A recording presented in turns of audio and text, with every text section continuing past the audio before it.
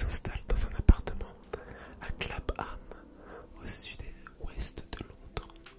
Elle enchaîne les emplois temporaires et travaille notamment au service de recherche d'Amnesty International en tant que secrétaire bilingue. Une expérience qui fut, selon ses propres termes, l'une des plus formatrices de sa vie. Elle lit des lettres d'hommes et de femmes originaires d'Afrique francophone, menacés d'emprisonnement pour tenir informé le monde extérieur du régime totalitaire dont ils sont les sujets, ou encore les récits de témoins ou de victimes de torture, d'enlèvement ou de viol. Je vous lis une petite citation qu'elle a faite. J'ai commencé à faire des cauchemars, littéralement des cauchemars, à propos de certaines choses que j'ai vues, entendues et lues. Mais le pouvoir de l'empathie humaine menant à une action collective peut sauver des vies et libérer des prisonniers. Les gens ordinaires, dont le bien-être personnel et la sécurité sont assurés, peuvent se réunir en grand nombre pour sauver des personnes qu'ils ne connaissent pas et ne rentreront probablement jamais. Ma petite participation à ce processus a été à la fois l'une des plus grandes leçons d'humilité et une des expériences les plus inspirantes de ma vie. Pendant ce temps, elle entame une vie parallèle en tant qu'écrivain, travaillant sur les 2 romans pour adultes qui n'ont a priori jamais été publiés. En 1990, Rowling travaille à la Chambre de commerce de Manchester, toujours en tant que secrétaire, et décide donc de s'installer dans cette ville avec son compagnon. C'est lors d'un voyage en train de Manchester à Londres, plus long que prévu, qu'elle imagine l'histoire d'un garçon ignorant être un sorcier et recevant une invitation pour l'école de sorcellerie. Elle n'a rien pour écrire, mais passe son voyage à imaginer la situation et à identifier ses personnages, notamment Ron Weasley, pour lequel elle s'inspire de son ami Sean Harris et Rubeus Hagrid. Elle imagine aussi les fantômes de l'école. Plus tard, elle pioche des expressions et des fables dans les index géographiques et le dictionnaire Brewer. Pour l'école, elle imagine aussitôt un château datant du Moyen-Âge et situé en Écosse, lieu de rencontre de ses parents. À son arrivée à la gare de King's Cross, beaucoup d'idées ont déjà pris forme et elle stocke des notes dans des boîtes à chaussures. Anne Rowling meurt le 30 décembre 1990 des suites de sa maladie lorsque Joanne a 25 ans. Cette dernière ne fait que commencer l'écriture d'Harry Potter et n'a pas encore eu l'occasion d'aborder le sujet avec sa mère.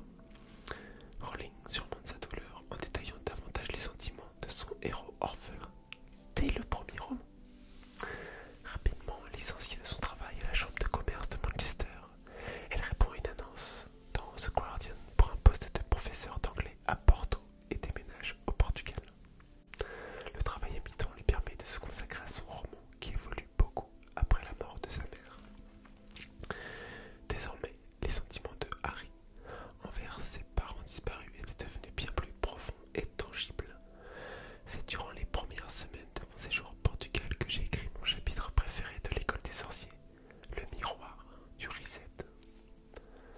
Elle rédige les aventures de Harry dans son appartement, qu'elle partage alors avec 2 autres Britanniques, en écoutant le concerto pour violon de Tchaïkovski, ou en s'installant dans des lieux fréquentés de Porto comme le Café Majestic ou la librairie Lilo et Irmao du centre historique, qui l'aurait par ailleurs inspiré pour créer la librairie Fleury et Bolt. La directrice adjointe de l'école où enseigne Rowling perçoit cette dernière comme étant nerveuse et anxieuse durant cette période. Rowling se marie en octobre 1992 avec le journaliste de télévision portugais Jorge Arantes et donne naissance à une fille en juillet 93 qu'elle prénomme Jessica en hommage à Jessica Mitford. Cependant, le mariage est un échec.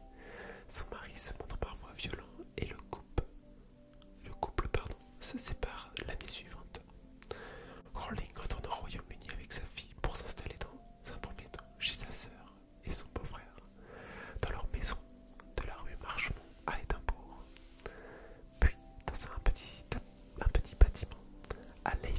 un district de la capitale de l'Écosse, où elle et sa fille vivent avec l'aide du gouvernement. 7 ans après avoir obtenu son diplôme de l'université, Rowling perçoit sa vie comme un désastre, devant faire front à la mort de sa mère puis à une séparation violente. Elle se retrouve de surcroît sans emploi avec un nourrisson à charge. Qu'elle craint de voir mourir. Au cours de cette période, Rowling est diagnostiquée d'une dépression clinique, se manifestant chez elle par une profonde torpeur, une apathie et une incapacité à imaginer un retour à une vie plus heureuse. Elle envisage le suicide. Sa maladie et son état d'esprit lui ont notamment inspiré les Tétraqueurs, les créatures maléfiques, présentant Harry Potter et le prisonnier d'Azkaban, et répandant un sentiment de désespoir.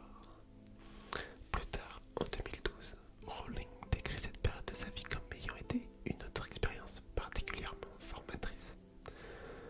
Cela a changé ma vision du monde. Les gens deviennent des statistiques. Ils perdent leur individualité lorsqu'ils sont piégés dans la pauvreté. C'est une place humiliante où on est défini par des personnes n'ayant jamais vécu notre situation. Tous nos choix sont sous contrat. C'est vraiment difficile de s'échapper de cette situation.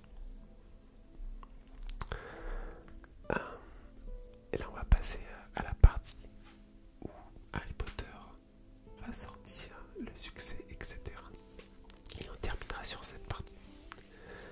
À Édimbourg, Rowling décide de reprendre l'enseignement, cette fois-ci à temps plein, ce qui l'incite à vouloir terminer au plus vite son premier livre pour ne pas être obligée de l'abandonner. Elle se met donc au travail et écrit jour et nuit, déterminée à l'achever et tenter de le faire publier. Les endroits connus et préférés de Rowling pour écrire sont l'Elephant House dans le centre-ville et le restaurant Nicholson, tenu par son beau-frère. Là, elle commande un café pour pouvoir écrire son histoire jusqu'à ce que sa fille se réveille. À cette époque, Rowling retape encore tous ses chapitres sur une vieille machine à écrire. Harry Potter à l'école des sorciers.